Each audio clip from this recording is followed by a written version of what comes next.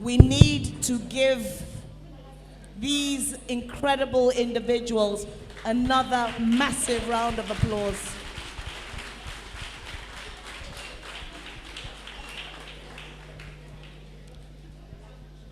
But before I start this, I just want to ask a couple of questions.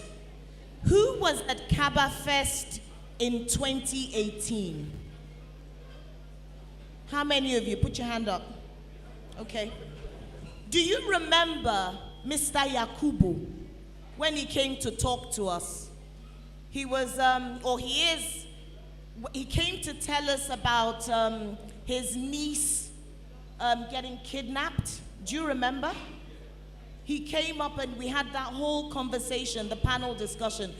Interestingly, his niece managed to escape about 2 months ago. So Mr. Yakubu contacted me to let me know. So you'll see we've had lots of interesting conversations at Kaba Fest, and in many ways we've kind of been prepped for this sort of movie. So the first question I'm going to ask you, why the title Voiceless? Okay, thank you very much. But before I answer, please, I would also like to recognize some of the actors around here. Please stand up, guys.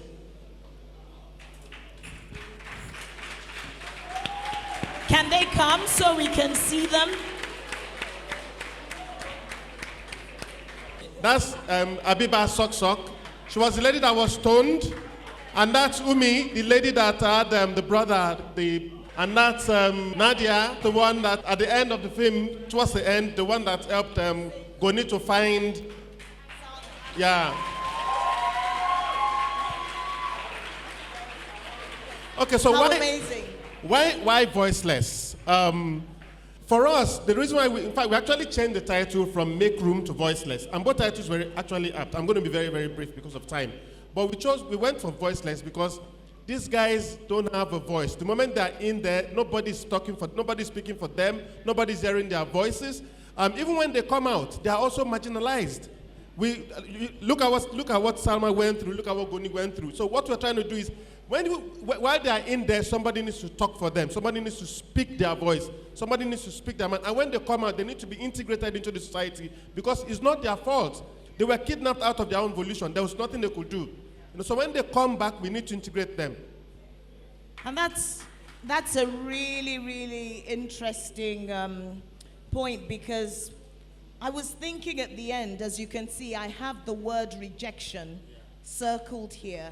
And I was just thinking about the fact that certain members of the community that they'd been taken from found it really difficult to accept them and, of course, reintegrate them. Yeah. But is this based on research that you've done? Because I'm actually interested in just how much research went into this. Oh, a lot of research. In fact, I can tell you that we spent 2 years doing our research before we even started writing the script. And it took us 7 months to write the script. And it took us 1 year to prep what you saw. And we shot for 30 days in Jos.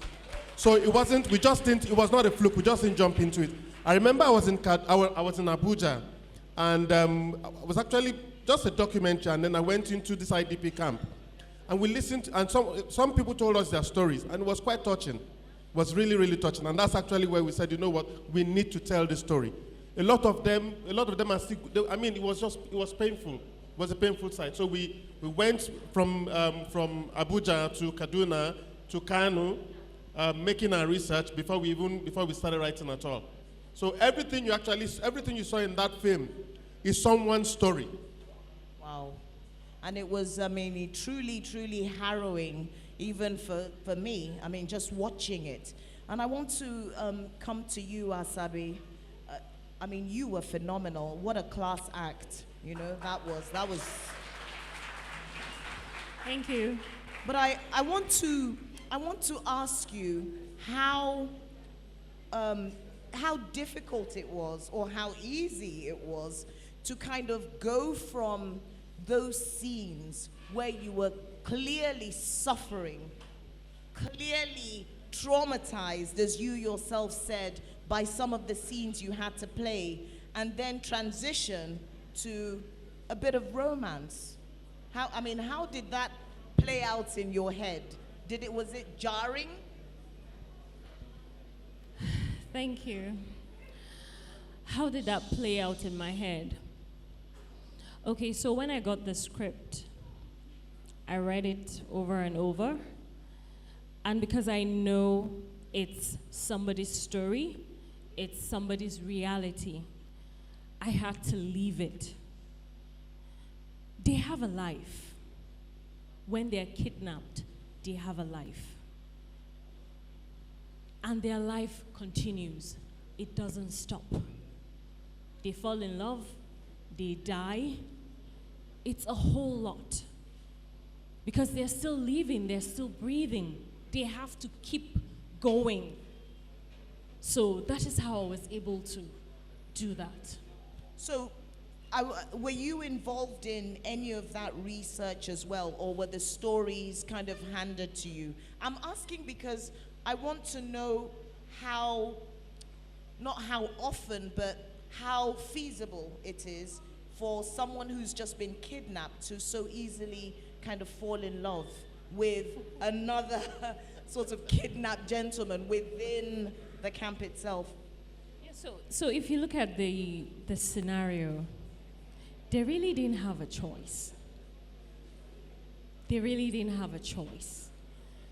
They did whatever they did to save Salma, basically. But, you know, they say that there's love at first sight. There's somebody that you just meet today.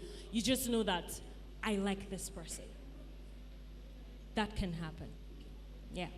I'm going to take your word for it, and I do believe it. And you made it very believable, but, you know, maybe it's just the skeptic in me that's making me think, but absolutely perfect. So,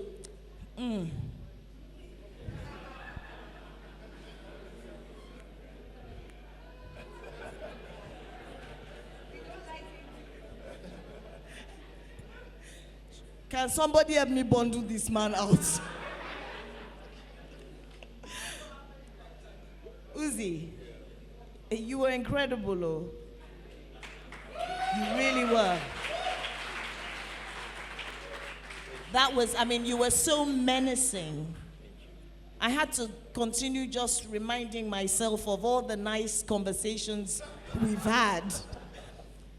How did you own that role? How did you work yourself up to be able to play that role so effectively? Okay, good evening, distinguished ladies and gentlemen. Okay, I never knew I'm playing this role. Let me even start from there. You know, I'm on this project as a producer. I'm co-producing with my boss. I was just on the set producing, and after the research, the moving around, getting all the paperwork done by security agencies and all that, so I was driving him to Jos. That was a day that they were supposed to start shooting. They're supposed to start shooting the following day. So we were driving to Jos to meet up the shoot, the start of shoots. We got the paper from Army headquarters. As we got the letter, he now said, Uzee, we need to move to Jos because Robot is starting shooting tomorrow, you know. So we're driving, like it's a 30 minutes to Jos, for us to enter Jos. It was now talking to the director.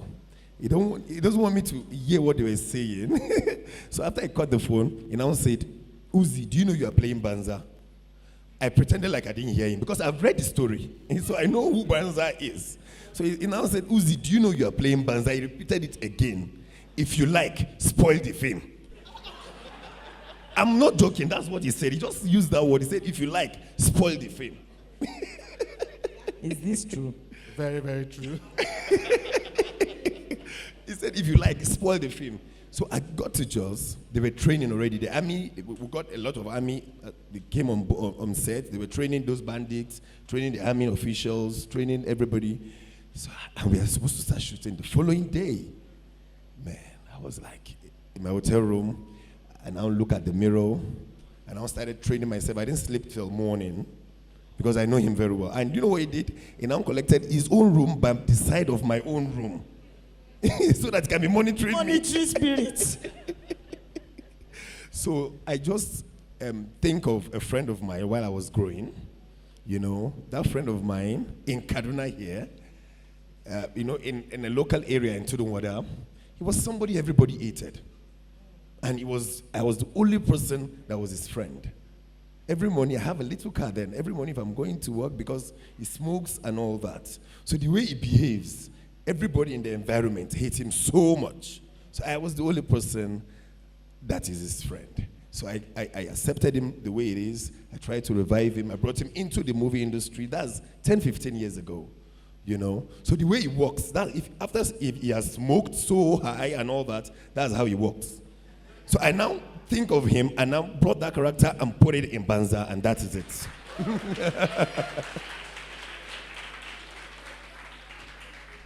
Well, I must say you did an incredible job. It was very, very convincing. So when I get to my room, I'm going to do that your walk. That's, you know. I wanted to come back to you. There were a few comments that I heard, even though I asked people not to talk, but they were still talking. But some of the conversations ended up being quite useful. So somebody there said, I don't know what it is with all the films they do in the North. No matter the circumstances, they must incorporate a love story. Was that deliberate? Okay, so not just in the North. If you watch American films, love thrives. If you want anyone to sit through your story, you must incorporate love into it. And you see, not just that, that is what holds the world. That is what keeps us as human beings. You must learn to love each other, you know, and if you want anyone to stay glued to your story, to your film, you must find that element. And for us, it wasn't forced. It was just something that had to be in there. Just like Asabe said, these people, when they're in that environment, they fall in love. Some even fall in love with those hoodlums. It's called Stockholm Syndrome. They fall in love with those hoodlums. And some fall in love genuinely. And some are raped. While doing our research, there was a woman that was raped, and she still had the child. That's actually what informed that story. You know, so it's not an outside thing. It's not a northern thing. It's a universal thing. Love is a language that has to be incorporated. So my last question before I throw this out to the audience, I want to talk to you about the subtitles. So this is something else that somebody else raised. The person leaned over to me and said, oh God, the subtitles, there's so many inaccuracies.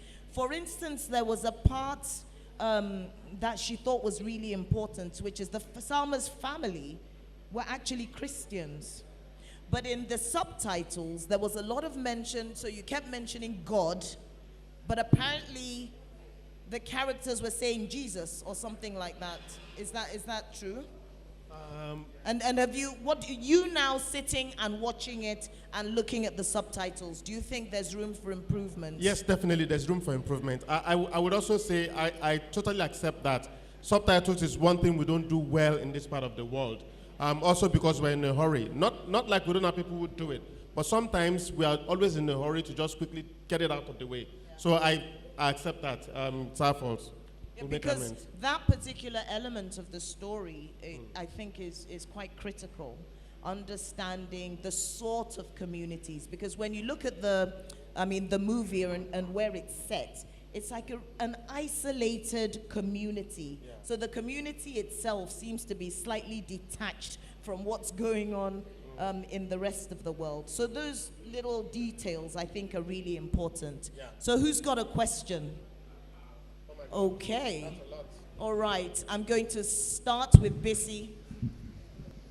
Couldn't you give us one shred of a happy ending? I mean, I've seen you, you've been nice to me. Right now, I don't like you very much. I have to remember you are not the person you're playing, but next time, could you try and just give us a little fantasy?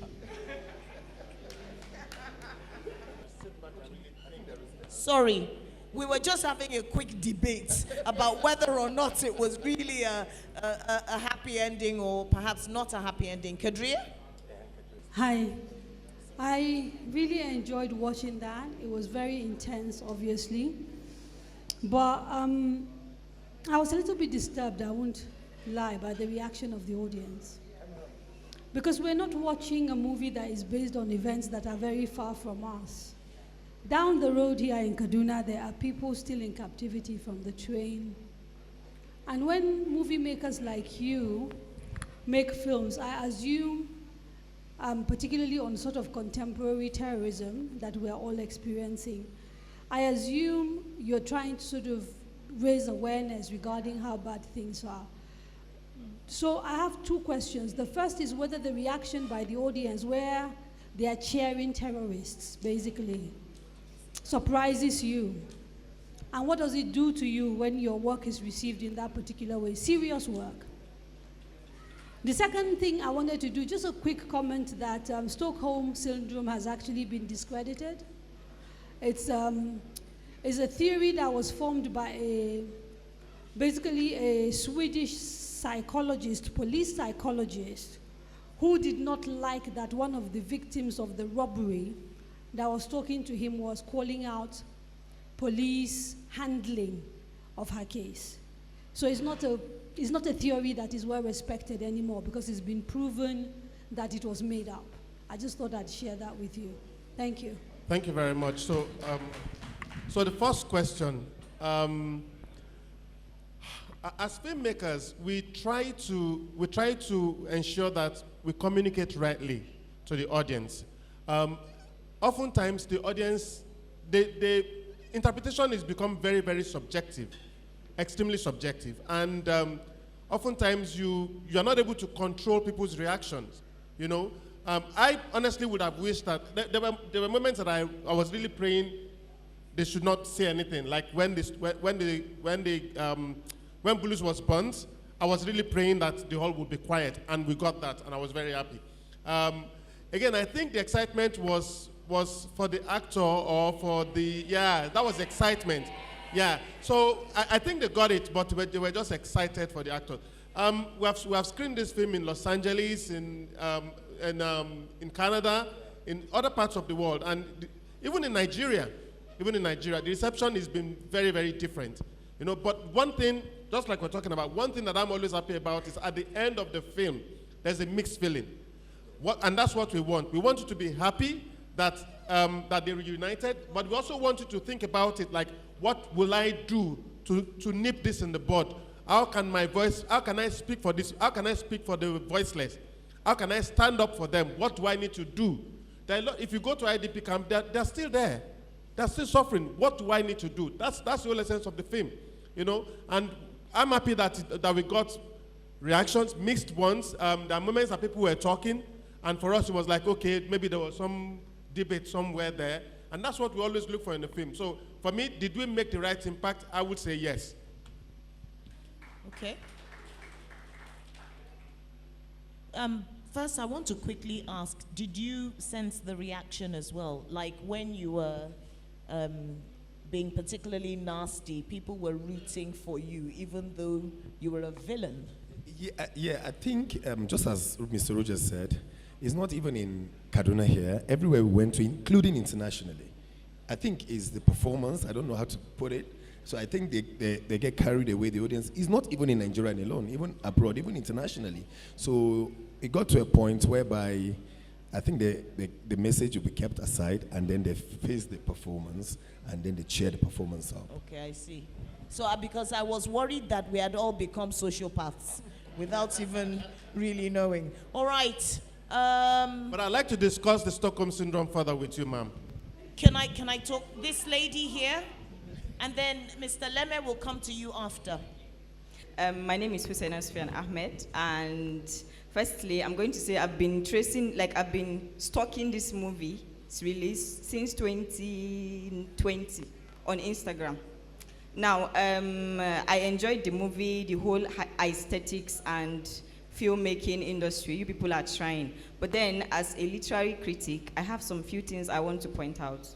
Now, the first one is, I feel like there was a lot of focus on trying to shoot guns and show bomb blasts and show how people were killed, etc. But there were some things that you actually had unfinished business with. An example is the girls that were raped. Now, we all know when in IDP camps, we always have rape, of course. Now, in instance of Auntie Asabe, just one night with her husband, pum, she got pregnant. But then in terms of rape, we had How nothing do you know about it was again. just one night? That was what they show us in the movie. Because, excuse me, in this movie, what you tried to show us, I'm very attentive.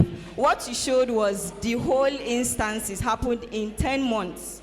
That's what you showed. So it means before she got pregnant, everything happened in 1 month. It means she gave birth exactly after 9 months. So it means those girls that were raped have unfinished business with the script writer. Then also the guy that have one hand, he used one shirt throughout the movie.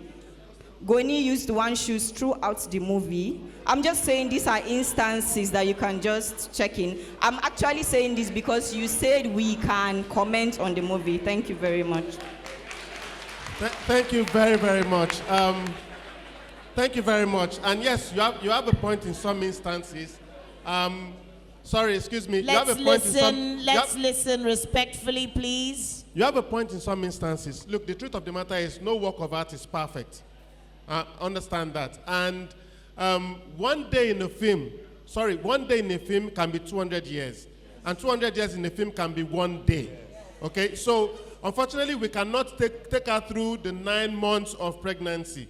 You get it? And you see, we took you through 300 days.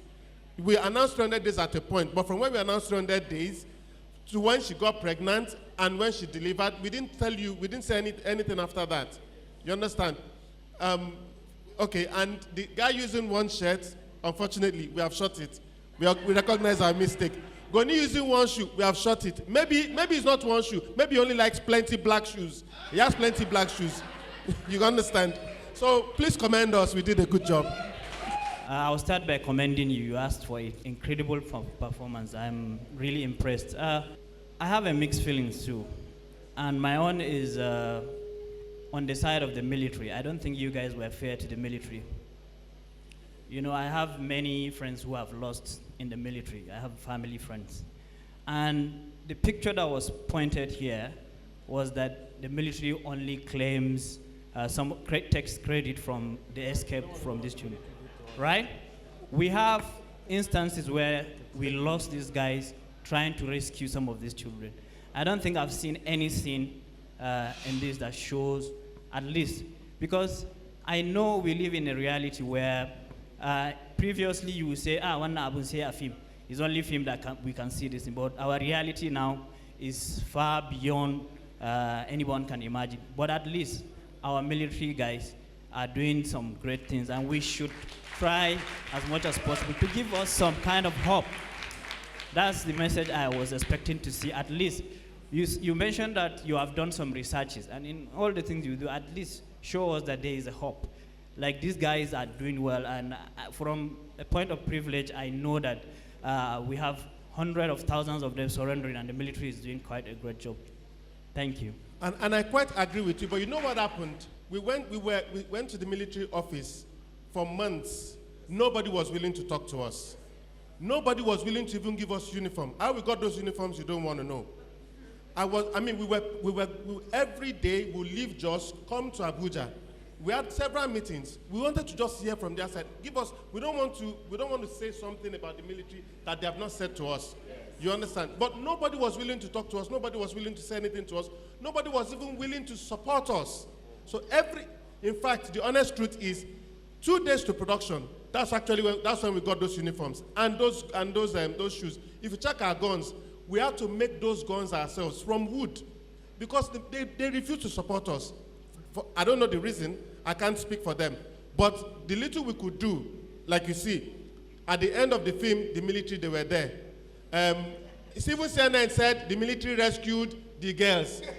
Those were the research, those were the information we had, and that's what we could use. But we know they did something, but we can't speak for them.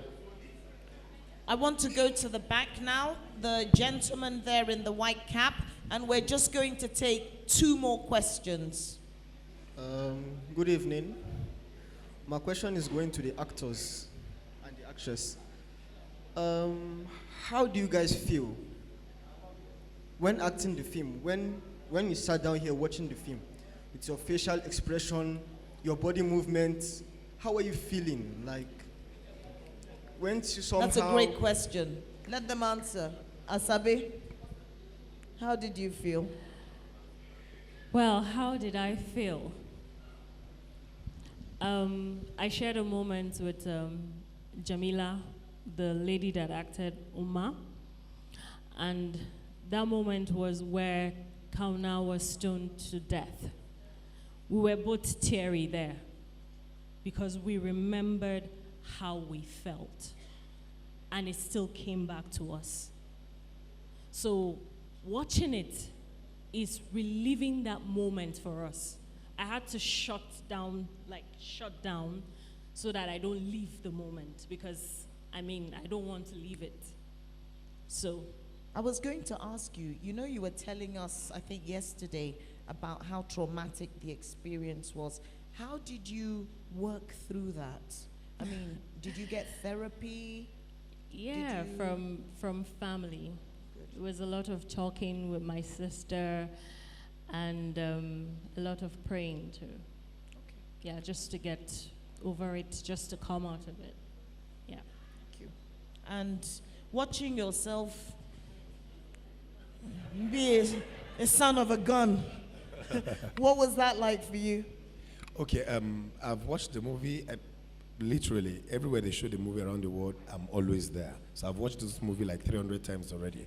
So the special one today, and one of the major reasons why I remember the producer, I was filming, he said you have to do everything you can and make sure you are in Kabafest because it's your hometown. So one of the proud moments for me is showing this project in where I grew up from, in where I was from.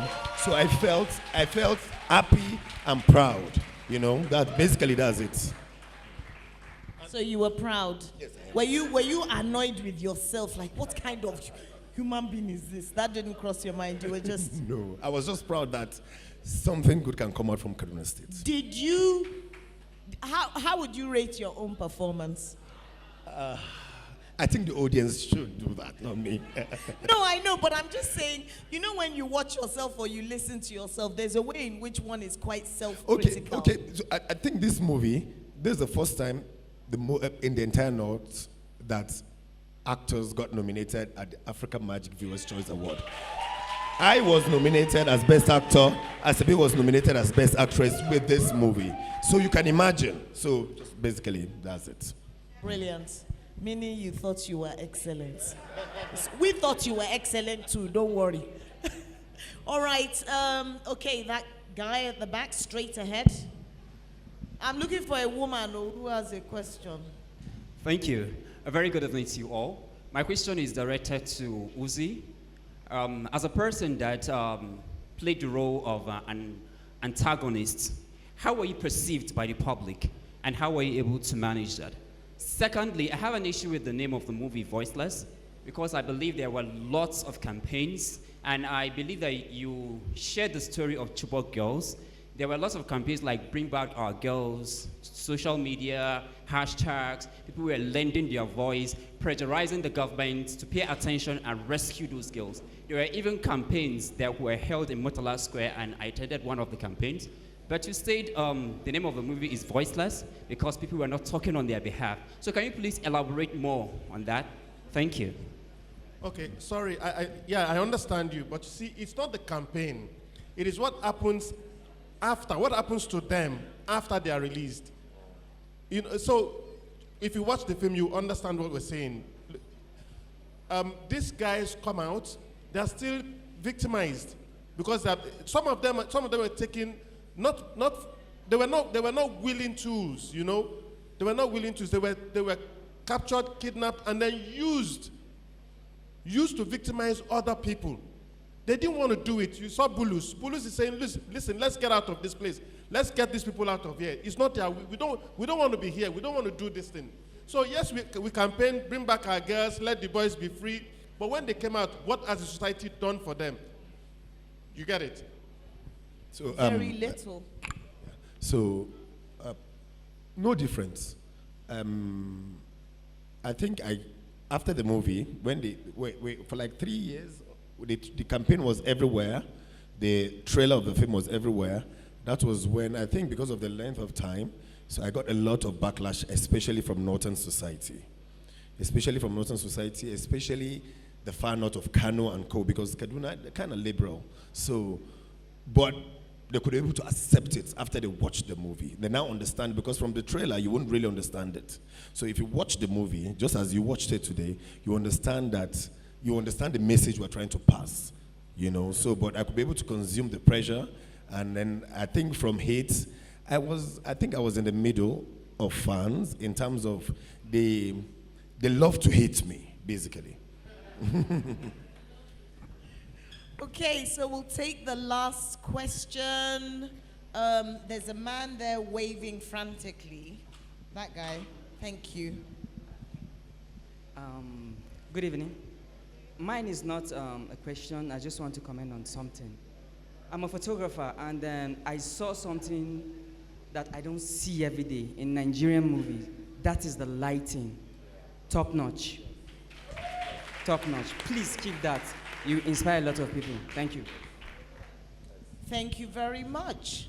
So we know it's late, and we did start later than we should have started, and I know many of you are itching to go home and use some of the kayamata that I gave you.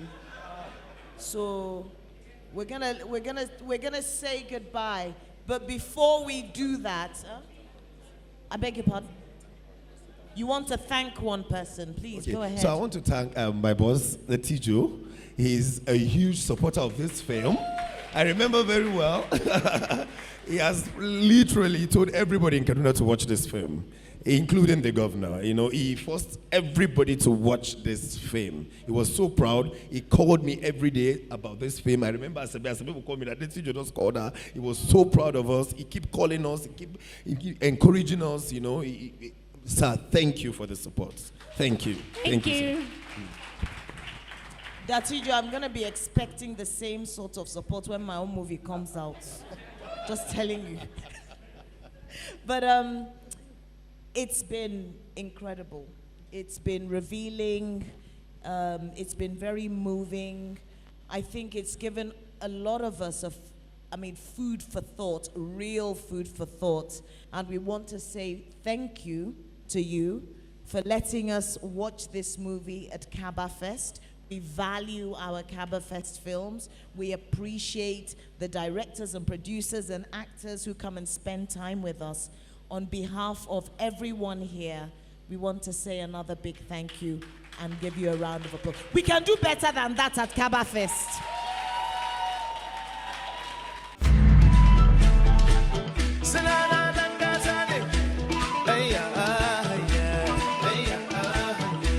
Rock